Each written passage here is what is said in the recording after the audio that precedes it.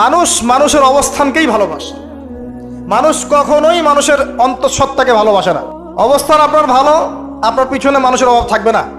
আজকে আপনার ক্ষমতা আছে, পাওয়ার আছে, খ্যাতি আছে, ইত্যাদি আছে, মানুষ দেখবেন পিছনে ঘুরঘুর করছে, ঘুরঘুর করছে, এবং এরা কিন্তু সবাই সবার স্বার্থেই ঘুরঘুর করছে। এর বাইরে আল্লাহ পাক কিছু মানুষের মনে আল্লাহর পক্ষ থেকে মহব্বত দেন, এটা আলাদা বিষয়। এটা শুধু ধার্মিকদের ক্ষেত্রেই সম্ভব। ওই দুই ব্যক্তি যারা আরশের ছায়া ছায়া পাবে, যারা একে অপরকে আল্লাহর ওয়াস্তে মহব্বত করেছে, তাই না? অতএব আল্লাহর পক্ষ থেকে একটা মহব্বত থাকে, এটার কোনো স্বার্থ থাকে না, নিঃস্বার্থ ভালোবাসা। এটা টোটালি নিঃস্বার্থ ভালোবাসা, কোনো স্বার্থ নাই। কিন্তু দুনিয়ার ভালোবাসা স্বার্থপর।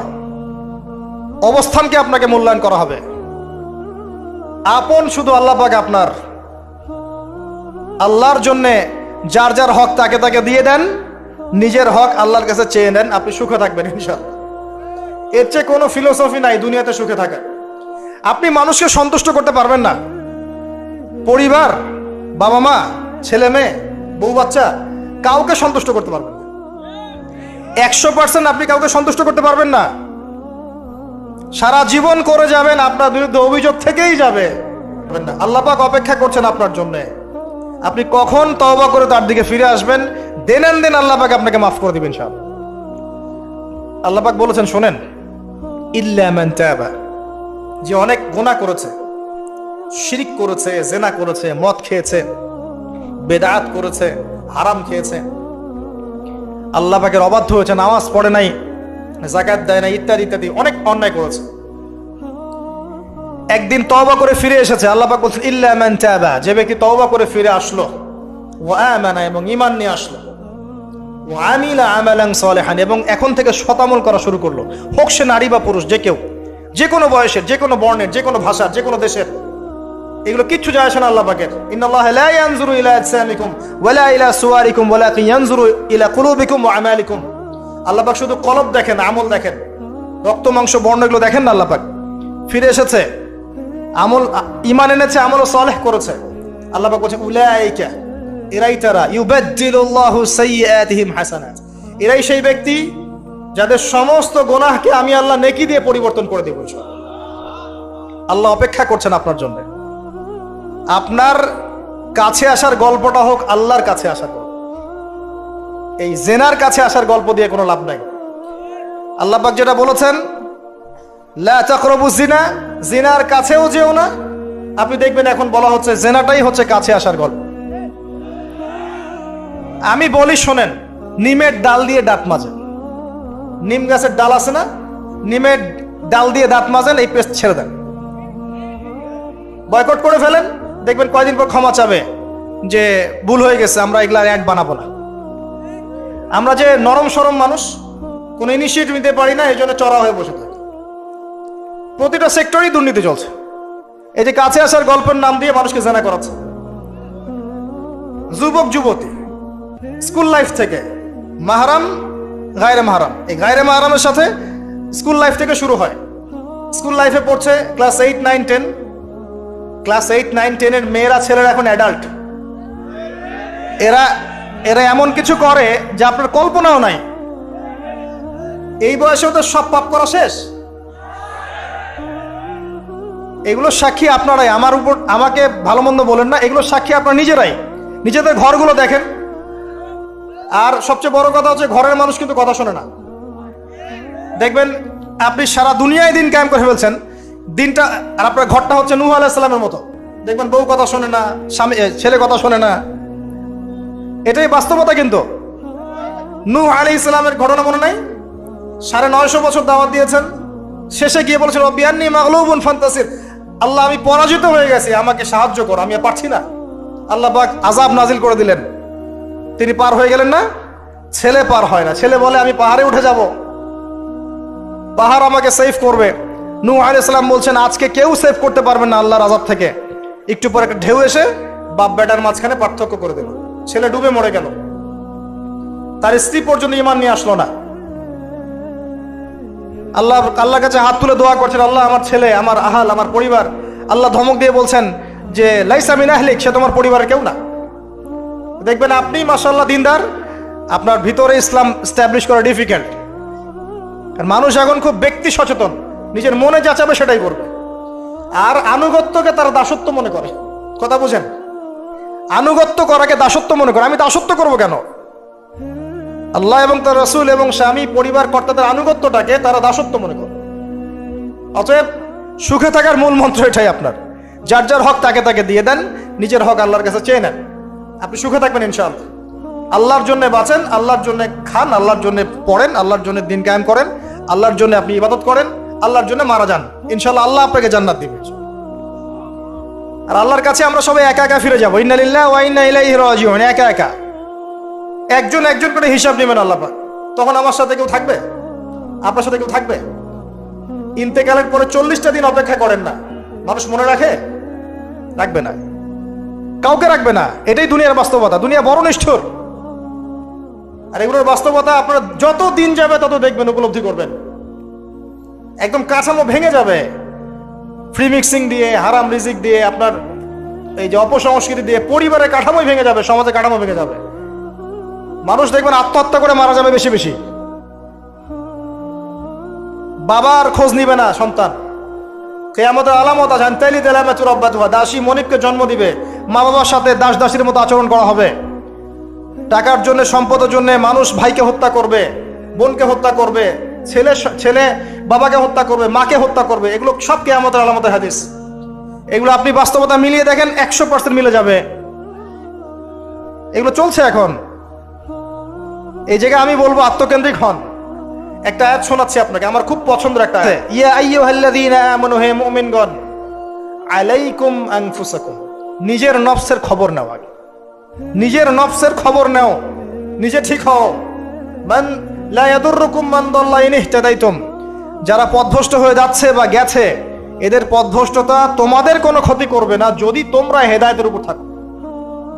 এর চেয়ে বড় কোনো মেডিসিন নাই। এই আয়াতের মধ্যে সবকিছু আছে, আমাদের সমস্যা এবং আমাদের সলিউশন। আমাদের সমস্যা হচ্ছে আমরা পরের দিকে বেশি চোখ তুলি, আঙ্গুল তাকাই, তোমার এটা ঠিক নাই, তোমার এটা ঠিক নাই, তোমার আকীদা ঠিক নাই, তোমার আমল ঠিক নাই, তোমার তাজকিয়া ঠিক নাই, তোমার রিজিক ঠিক নাই, ইত্যাদি ইত্যাদি। নিজের দিকে এতবার আঙ্গুল আমরা তুলি না। আমার আকীদা ঠিক আছে কিনা, আমার মানহাজ ঠিক আছে কিনা, আমার আমল বেদাত মুক্ত কিনা, আমার রিজিক ঠিক আছে কিনা, আমার পরিবার ঠিক আছে কিনা, আমার নফসে আত্মশুদ্ধি আছে কিনা, আমার ভিতরে হিংসা আছে কিনা, গীবত আছে কিনা, তোহমত দেই কিনা, অহংকার আছে কিনা, এগুলো আমাকে চিন্তা করতে হবে। আলাইকুম আনফুসাকুম, নিজের নফসের খবর নাও। এই নফস নিয়ে আল্লাহর কাছে যেতে হবে। এই একটা আয়াত যদি বুঝে আসে, আপনার প্রবলেম সলভ। এখানে সমস্যা হচ্ছে আমরা আগে মানুষের সংশোধন চাই, কিন্তু আল্লাহ বলছেন আগে নিজেকে সংশোধন করো। নিজে আগে সংশোধিত হও, একটা বাতি থেকে 1000টা বাতি জ্বলবে ইনশাআল্লাহ। আর নিজেকে সংশোধন করতে না পারলে আমি বাতি জ্বালাতে পারবো না। তো ইভেন এখানে বসে আমি যে কথাগুলো বলছি বা বলবো বা বলা হয়, যারা বলে, তারা নিজেরা যদি সেগুলোর উপর আমল না করে, এই কথার কোনো তাসির হবে না আপনার উপরে। আপনি শুনবেন, এক কান দিয়ে ঢুকবে, আর এক কান দিয়ে বেরো যাবে, বাসায় গিয়ে ঘুমিয়ে যাবেন। এটা বাস্তবতা। রাসূলুল্লাহ, শোনেন, রাসূলুল্লাহ সাল্লাল্লাহু আলাইহি ওয়াসাল্লামের দাওয়াতে এত হিউজ মানুষ ইসলাম কবুল করলো কেন বলেন তো? মূল কারণ কি জানেন? ইসলামের প্রতিটা বিষয়ের উপরে নবী সাল্লাল্লাহু আলাইহি ওয়াসাল্লাম নিজে আগে আমল করে দেখিয়েছেন। এই জন্য তার কথার মধ্যে নূর এবং তাসির এবং বারাকা এত বেশি ছিল যে মানুষের কলিজার মধ্যে কথাগুলো আঘাত করেছে, মানুষ পরিবর্তন হয়েছে। আর আমাদের টোটাল উল্টা।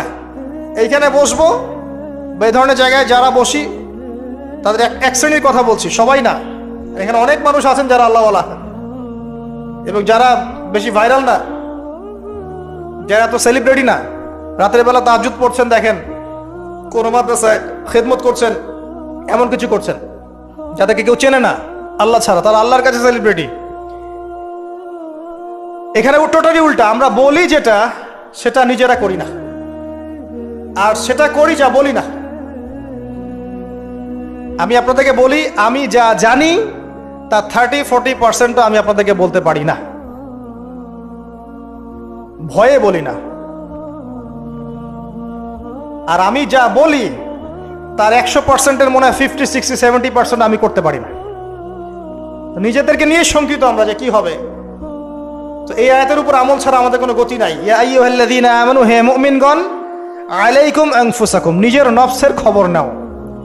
লা ইয়াদুররুকুম মান দাল্লা ইন ইহতাদাতুম। তোমরা যদি হেদায়েত প্রাপ্ত হয়ে থাকো, ওদের পথভ্রষ্টতা তোমাকে ক্ষতি করবে না। ইসলামের শত্রুদের কথা বাদ দেন, আগে নিজেকে ঠিক করেন, নিজে থেকে ঠিক করেন, নিজেরা নামাজি হন, আল্লাহর ওয়াস্তে হালাল খান, পরিবার ঠিক করেন, দিন ইসলামের বেসিক জিনিসগুলো নিয়ে কাজ করেন। আমি আপনাকে বেসিক জিনিস বোঝাচ্ছি। বেসিক হচ্ছে 5 ওয়াক্ত নামাজ। আমাদের মধ্যে কতজন মানুষ দৈনিক 5 ওয়াক্ত সালাত আদায় করি এটা বুঝতে হবে। বেসিক হচ্ছে আপনার যাকাত প্রদান করা। ইসলামের বেসিক হচ্ছে আপনার পরিবারে পর্দা থাকবে। ইসলামের বেসিক আপনার পরিবারে তালিম হবে। প্রত্যেক পরিবার থেকে একটা করে মানুষ অন্তত পক্ষে কোরআনওয়ালা হবে, আলেম হবে বা হাফেজ হবে, এটা আমাদের দাবি ছিল। এগুলো বেসিক, যে মুসলিমরা হালাল খাবে, হারামে সম্পৃক্ত হবে না, সাধ্য মতো আল্লাহর দ্বীনের দাওয়াত দিবে মানুষকে। এগুলো বেসিক। এই বেসিকগুলো ঠিক আছে কিনা খেয়াল করে দেখেন। আমি আপনাকে গ্যারান্টি দিচ্ছি এই বেসিকগুলো আমাদের ঠিক নাই।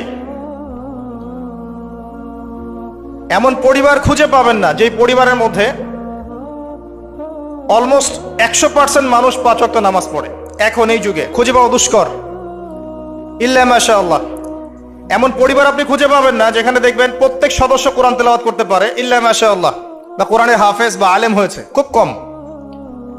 এমন পরিবার এখন খুঁজে পাওয়া দুষ্কর যেখানে প্রত্যেকটা রিজিক হালাল, পরিবারের মধ্যে কোনো অপসংস্কৃতি নাই,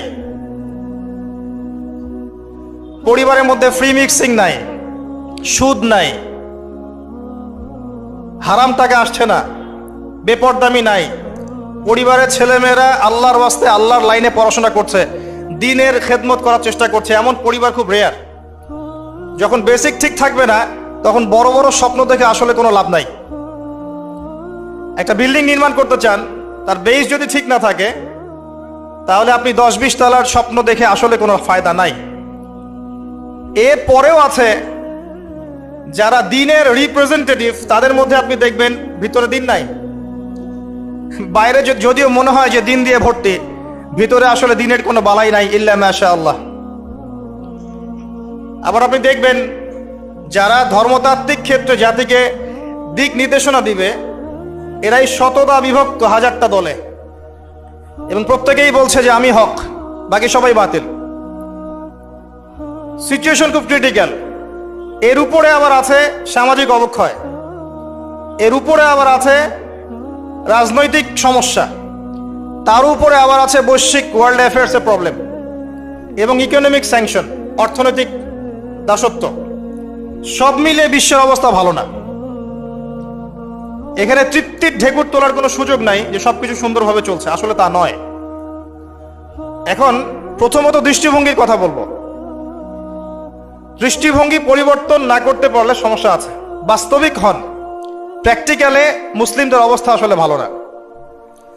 এবং পুরো বিষয়ের রিয়েলিটি বুঝতে হলে আপনাকে খিদির আলাইহিস সালাম হতে হবে। এই ব্যক্তি আবার কে? খিদির আলাইহিস সালামকে পাবেন কোথায়? কোথায় আছে?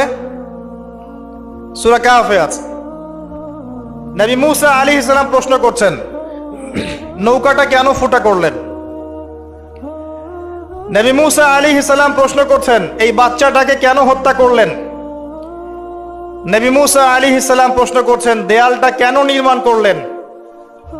মুসা আলাইহিস সালাম বাইরের চোখ দিয়ে দেখছেন, তিনি ভিতরের কথা বুঝতে পারছেন না।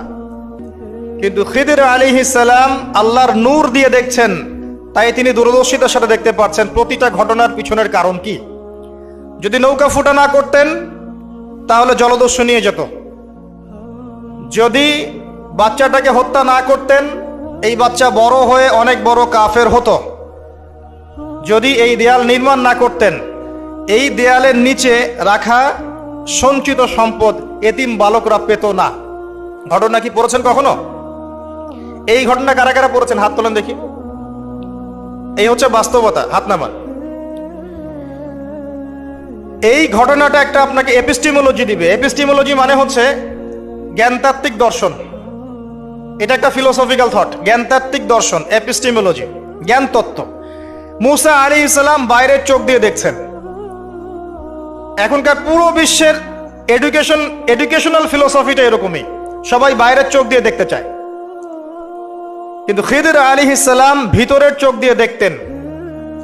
তিনি বুঝতে পেরেছেন কেন নৌকা ফোটা করতে হবে, কেন এই বাচ্চাকে হত্যা করতে হবে, কেন দেয়া দিনমার করতে হবে। এটা মুসা আলাইহিস সালাম বুঝতে পারেন নাই। অতএব এই বিশ্বে যদি আপনি প্রতিটা বিষয়ের সমাধান চান, সলিউশন ফাইন্ড আউট করতে চান, রিয়েলিটি বুঝতে চান, তাহলে আপনাকে এক চোখ দিয়ে দেখলে হবে না। শুধু বাইরের চোখ দিয়ে দেখলে আপনি সব বুঝতে পারবেন না, ফুল স্টপ। শুধু বাইরের চোখ দিয়ে দেখলে আপনি সব বুঝতে পারবেন না। আই রিপিট, শুধু বাইরের চোখ দিয়ে দেখলে আপনি সব বুঝতে পারবেন না। আপনাকে আল্লাহর নূর দিয়ে দেখতে হবে, আল্লাহর কলব দিয়ে, আপনার জাগ্রত কলব দিয়ে দেখতে হবে, যেমনটা খিদির আলাইহিস সালাম করেছেন। বাহ্যিক চোখ দিয়ে আপনি সব কিছুকে দেখলে মনে হবে যে বিশ্ব এগিয়ে যাচ্ছে, কিন্তু ভিতর দিয়ে দেখলে, আল্লাহর নূর দিয়ে দেখলে বুঝতে পারবেন বিশ্ব আগাচ্ছে ঠিকই, কিন্তু তার ধ্বংসের দিকে আগাচ্ছে। সময়ের জন্য অপেক্ষা করতে থাকেন, এক পর্যায়ে কথাগুলো বুঝে আসবে ইনশাআল্লাহ।